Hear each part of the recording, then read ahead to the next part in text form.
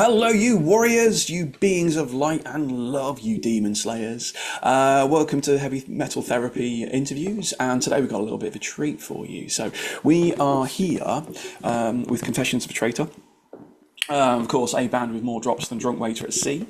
And it's been a really exciting week for sort of metalcore in sort of general because they have dropped a new album today. This Pain Will Serve You is the new album, and do you know what? I think we should kind of talk about that. Should we do that? Should we talk about that? So I'm, of course, Ben, and I've got Steve's here to join us. Thank you very much, mate. Thanks for giving us a bit of time. Thanks for having me, mate. I really appreciate it.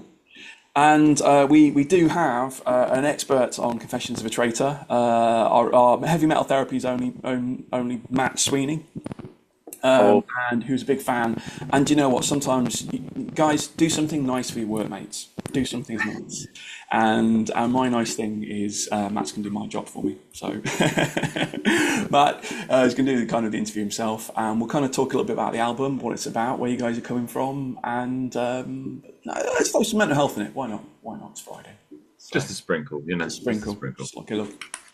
Yeah. So, Matt, take it away, mate. And I'm really looking forward to this, Stephen. Thank you very much. I appreciate it.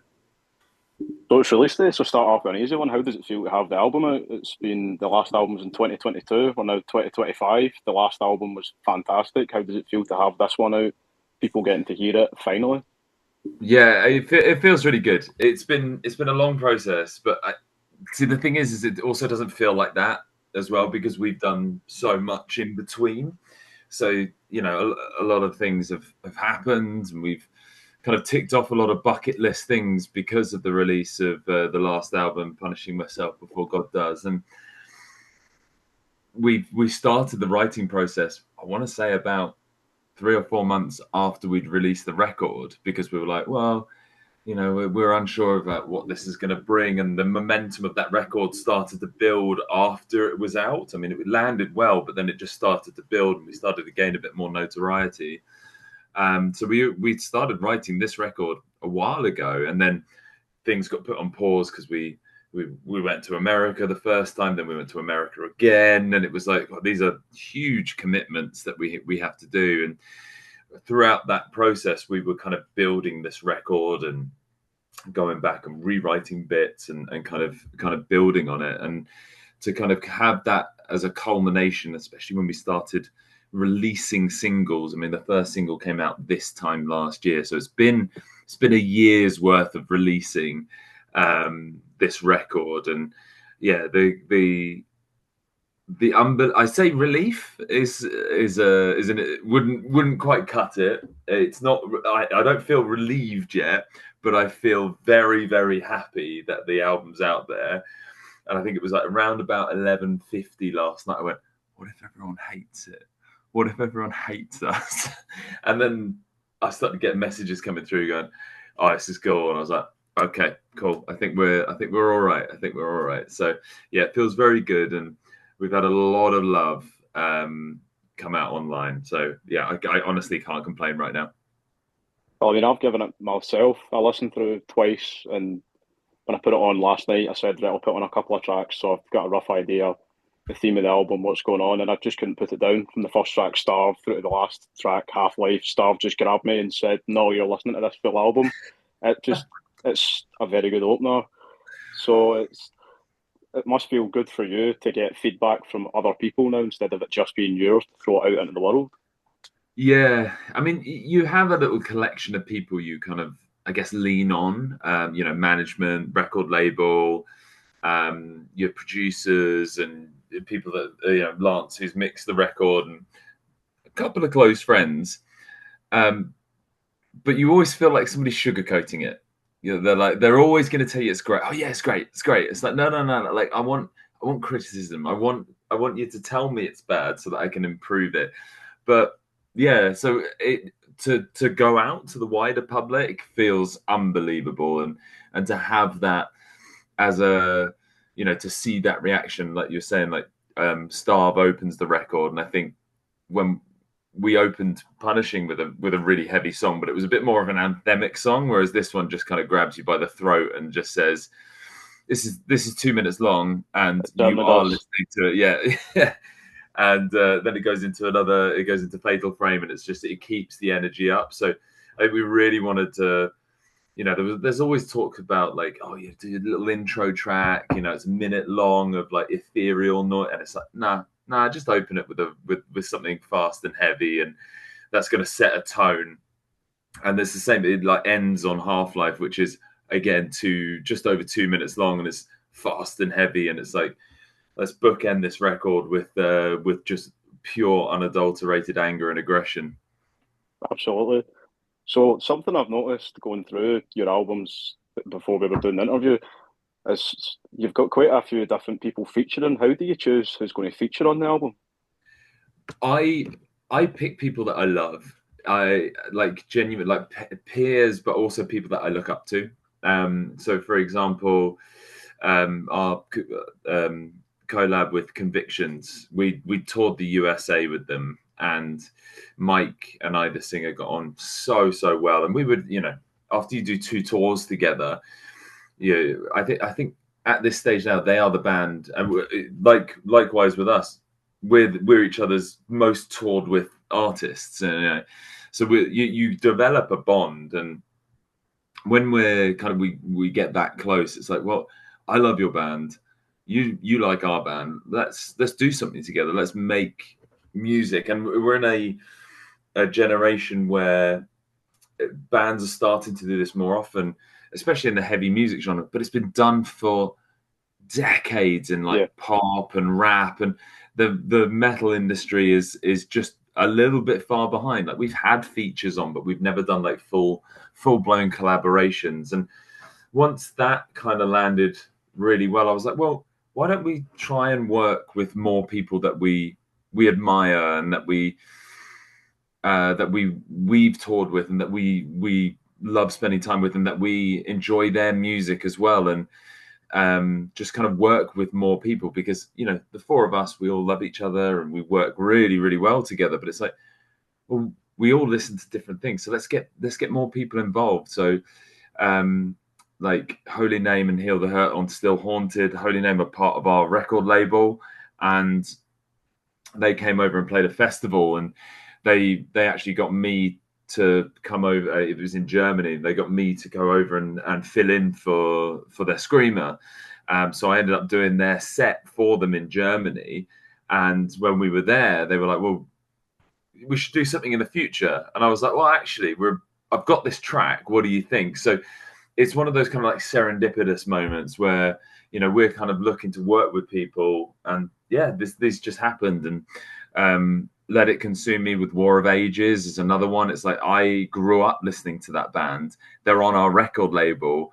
And I was like, I remember reaching out to Jason, our label manager, and I said, would they be keen? And he was like, yeah, absolutely. So for me, it was such a little boy dream to have like one of the artists that I kind of grew up listening to like on our record, and like we're collaborating with them. So yeah, really kind of cemented that. And then you got bands like Saria and Moments, and we've toured and played shows with them, and same with Black Coast as well. So all of these bands, like, we have like an intimate connection with, and it just naturally made sense. I was like, well, why don't more people do this, and like do it in the correct way, like the pop industry does. So I remember seeing Post Malone's most recent record. He had like 21 tracks on his record, and he had like 18 collaborations. I was like, that's so cool.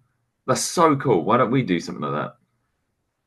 So something that struck me looking at the names of the album, so the last album was called Punishing Myself Before God Does, and then this album has got the fantastic title, which I think gives you a brief idea of the theme of the album. This Pain Will Serve You. Is how do you come up with the names of the albums? Punishing is obviously it's a big call out line in the on the very first song, Punishing Myself Before God Does. And I think when you write something like that, when I wrote that and I went, man, that's a line, like that's a big like statement line. I think it just sits with you. And as you're kind of wearing away, you're kind of back and forth with the guy. What do you want to call the album? What do you want to call the album? I was like, well, this is the theme. You know, that you set the tone from the get-go, and it's the same with This Pain Will Serve You. Like on Starve, as the breakdown hits, it goes into the line, "This pain will serve you," and it's one of those ones where, you know, you could try and look at metaphors, you could try and look at this, that, and it's like, no, let's pull the band-aid off. Like, this is what the record is about. That you want, and you also want it to grab somebody and go, oh, okay, like this is. It's not going to be airy fairy. There's no kind of like, oh, misinterpretation. This is a hard-hitting, honest, and like dramatic record about pain and how people can elevate themselves through pain. So on that topic, that pain, that'll bring me in. The next question is, how was that? Some of the tracks are quite personal to you and experiences of people around you. How is it to get that onto the page and get it onto the song? To get that out of you and in the song, does that help heal? Does that help to get it out? It does. It is very painful, like having to like relive specific things. But you kind of look at it as this cathartic exercise of, you know, we're three guys here. You know, we are horrendous about talking about our emotions as men. Absolutely horrendous. And I genuinely pride myself on my ability to communicate with people.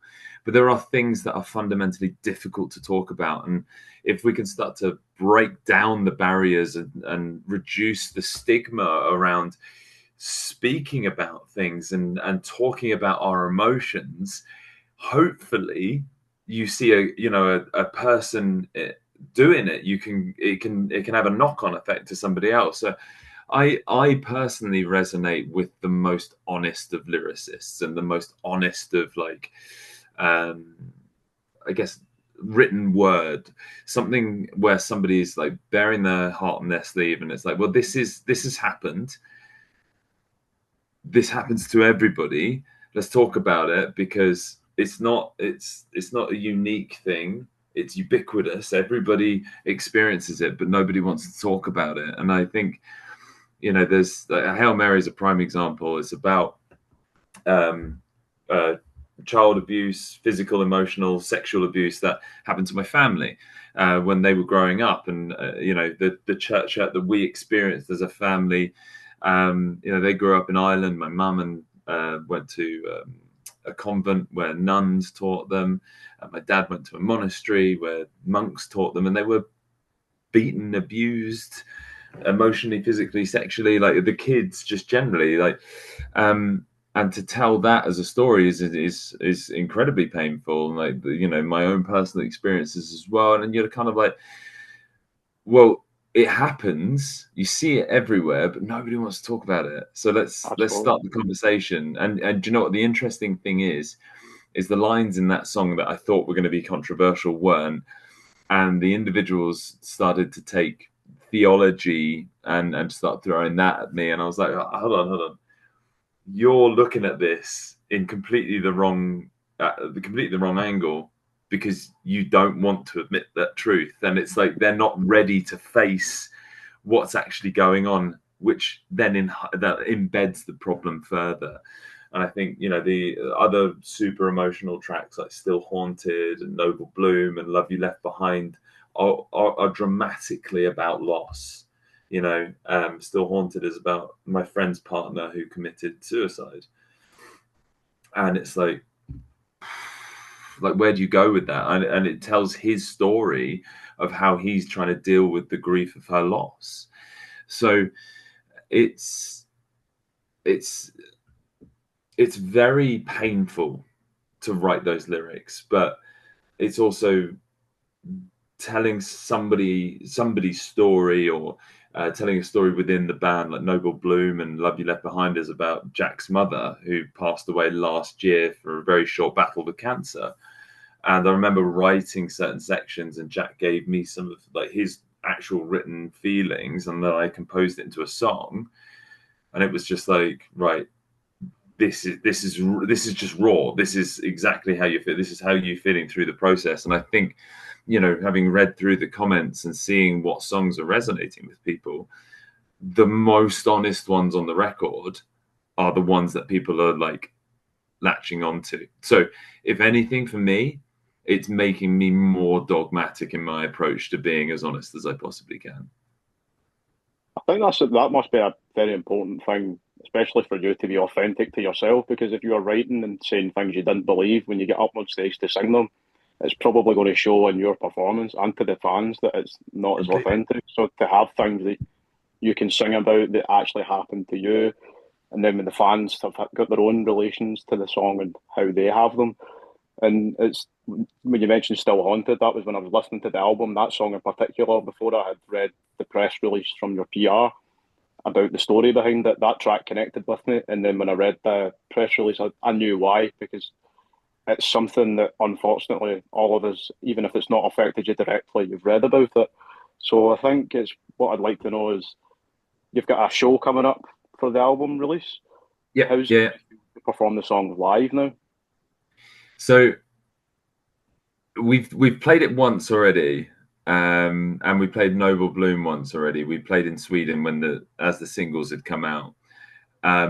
We can't look at each other because all of us are like, if I see you feeling emotional, I'm gonna feel emotional. I'm gonna choke up, and like as the singer, like trying to sing through emotion is even harder. So the guys can just kind of strum their guitars, but it is one of these things where, especially like Noble Bloom, like because it's so close to Jack, it's one of these things where the moment the track comes in, it hits heavy, and it's.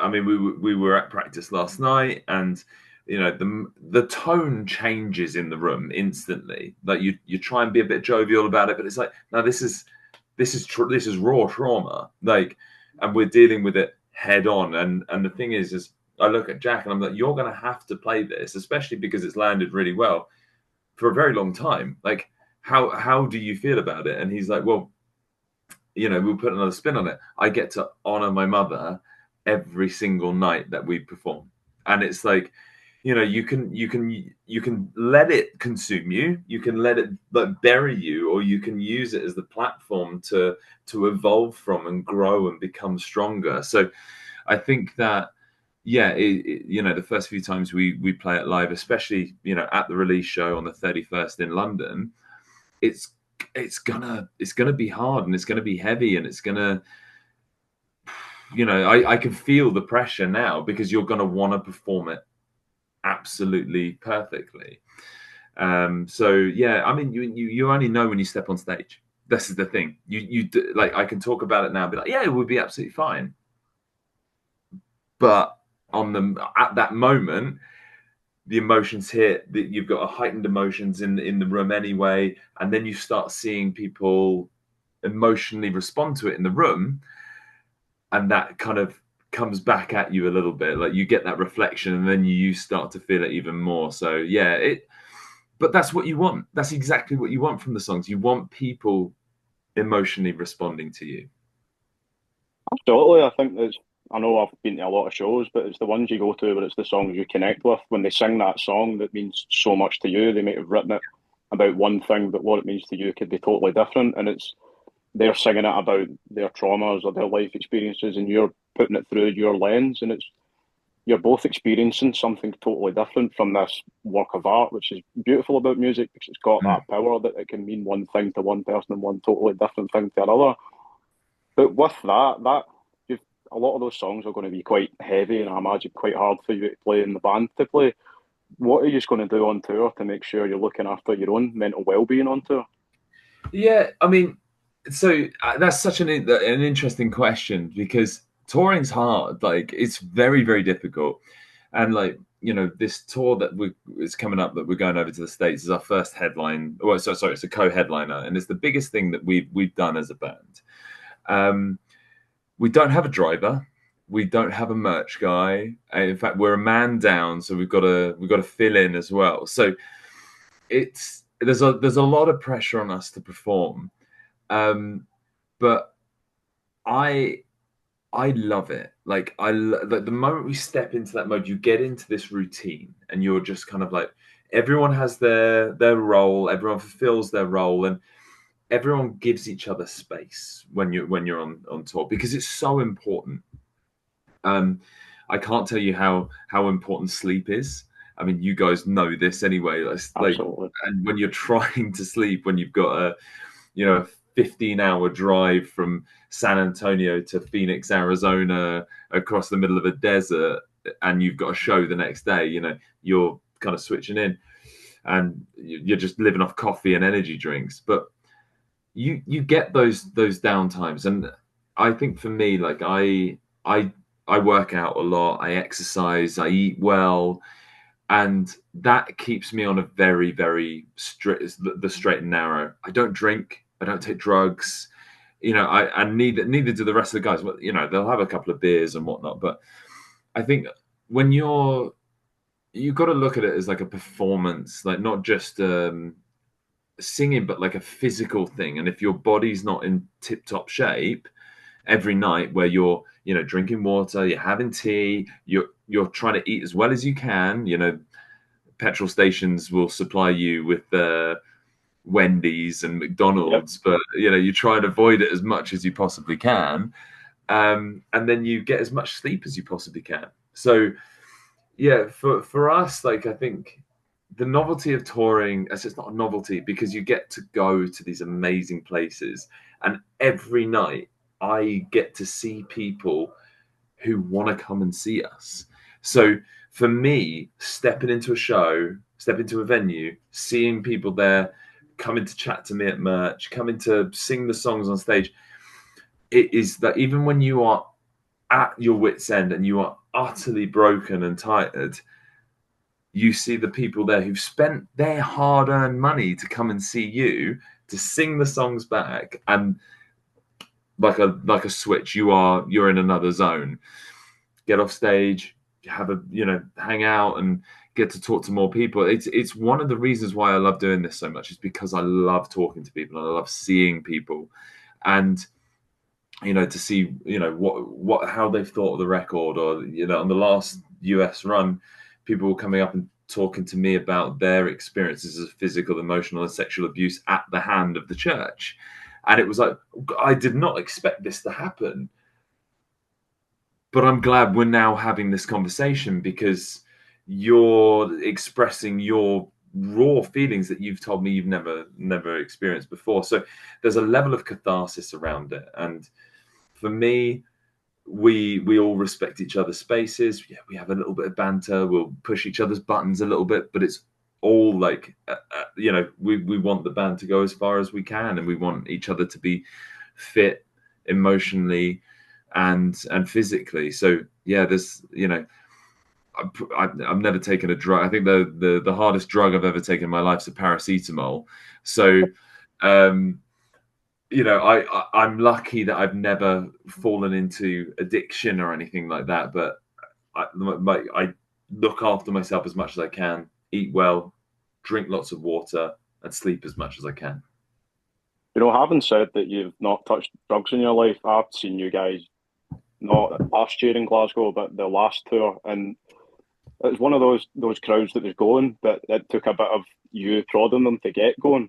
And I remember that's stuck in my mind. In the minute I was sent the album to listen to, the memory came back, was rule number one of a Confessions of a Traitor show, that everyone's got to have a smile on their face. Yeah, that's right. I don't know where it came from, but I think as metal, like people who like metal, we're all like, oh yeah, like death and skulls, and we can't look like we're having fun. And it's like, dude, metal is fundamentally stupid. Like, it is detuned guitars, distorted to the max, and some long-haired, sweaty bloke shouting at you. Like, that's hilarious. Absolutely. But at the same time, like, we're all here because we love the vibe and everything like that. So have fun, enjoy it. Like, you're here because you love it. So, like, let's make this community, enjoy it together. Like, let's smile, let's dance, let's lose ourselves for the hour that band are playing, and forget everything that's going on in our lives for that acute moment of time. If we can provide a momentary respite, but that's my job done. Absolutely, because obviously as music fans, we all get to go and see these bands, and sometimes some people are fortunate that they get to go to a lot of gigs. Some people aren't as fortunate and only get to go to one.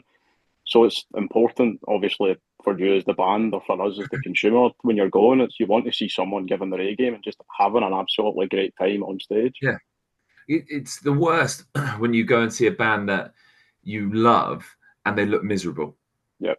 And you're like, oh no, like I love you so much, and you look like you don't want to be here, like, and then that makes me regret coming to see you, and then that kind of emotional response afterwards of like, oh well, maybe I didn't like them as much as I thought I did. And the problem is though is that everyone has a bad day, and Yep. I had a bit of I won the other day where I went to see a band that I've not seen for about 6 years. I love them, met the singer, and he gave me nothing when I was talking to him. And I was like, okay, maybe you're about to go on. You're a bit tired. Cool. The vibes on stage were bad. And I was like, oh, and I've come away now kind of going, like you didn't look like you wanted to be there. Yeah. And that's kind of, and the thing is I know everyone's had a bad day, and he may have been having a bad day, and I've got to give him that kind of that benefit of the doubt. But yeah, it can fundamentally ruin someone's experience. So you mentioned not drinking. So I myself, I've not had a drink for a long, long time now, and some of the other people involved with heavy metal therapy don't drink. So what do you do to G yourself up? Because obviously there's the big picture of the rock star lifestyle where everyone's partying backstage and having a drink. So what do you do to G yourself up instead of doing that traditional thing? I brew myself a nice vocal tea, and it'll be off stage, and I'll prep my water. I'll give the boys some bum slaps, and then I'll go on and give my extroverted energy. The thing is like I've got this like raw, like golden retriever energy going on, so I don't actually really need to like G myself up. I kind of go, I'm excited to be here. I get to sing songs like in front of people that are here to play, like to listen to us. I'm in New York. I'm in France. I'm somewhere that I wouldn't have been had this band not taken me here.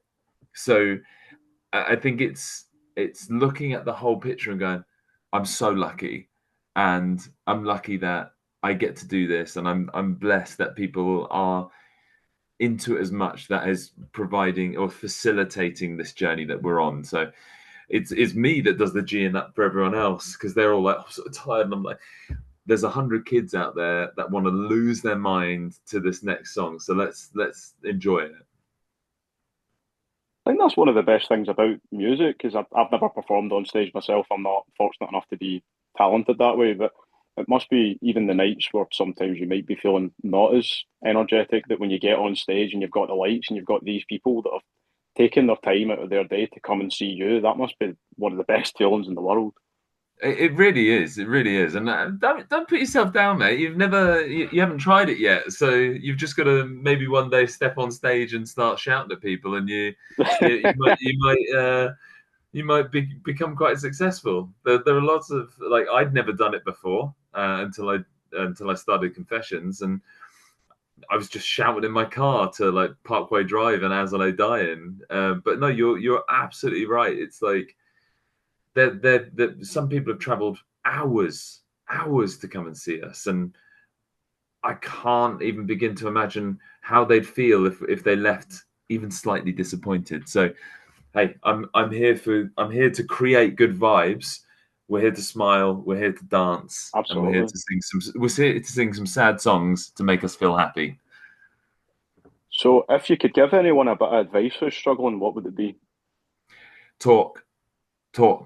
Find somebody, even if it is just someone that you don't know particularly well. It's like getting that negative energy off your chest, because it's the age-old saying of a problem shared is a problem halved, and the hardest thing is getting over that initial barrier. And once you've kind of I guess, accepted that this thing has happened to you, or you are feeling this way, that's the first step of recovery from how you're feeling.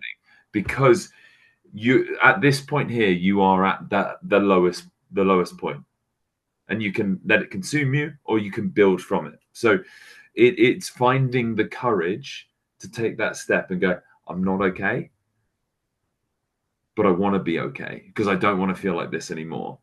And that for most people is the hardest thing in the entire world. And if you can just reach out to somebody, even if it is somebody who's anonymous, it will really, really help. And I know it's helped me in the past, is being as honest as possible. It can be a bit jarring for people sometimes to be that honest, and they're like, oh, and you're like, yeah, but if I don't, then I'll collapse. So this is how I go about doing it. Absolutely.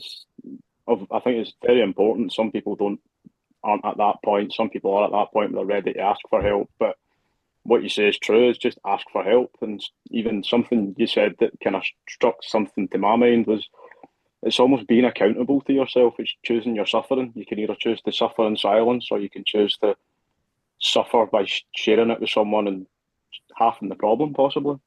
Yeah, and I know that there's lots of resource out there to support people who can't vocalize.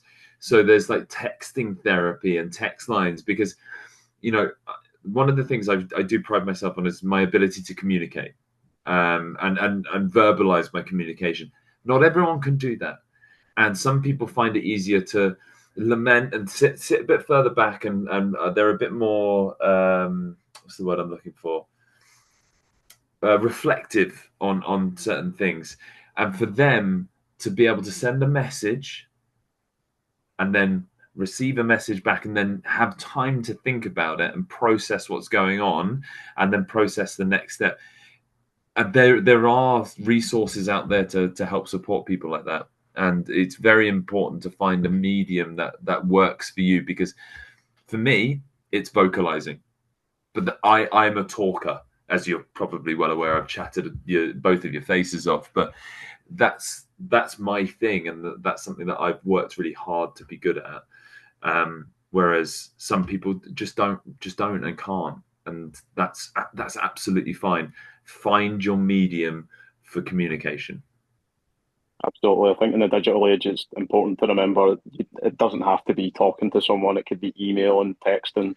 Yeah. Even there's so much more out there, which is fantastic, because we're at a point where there's so much knowledge out there, so much resources out there, and so much help out there that no one's alone. You don't have to suffer in silence anymore. But also that analysis paralysis is almost as debilitating as well, because there's so much. You go, well, I don't know which one to go for. So it's like the choice is great, but it's like, right, it's be systematic about it. It's like, right, I'll try that. Didn't work. Okay, let me try something else. Let me try that. And if none of them work, try them again, but try and alter your mindset, because it doesn't always work first time. Absolutely.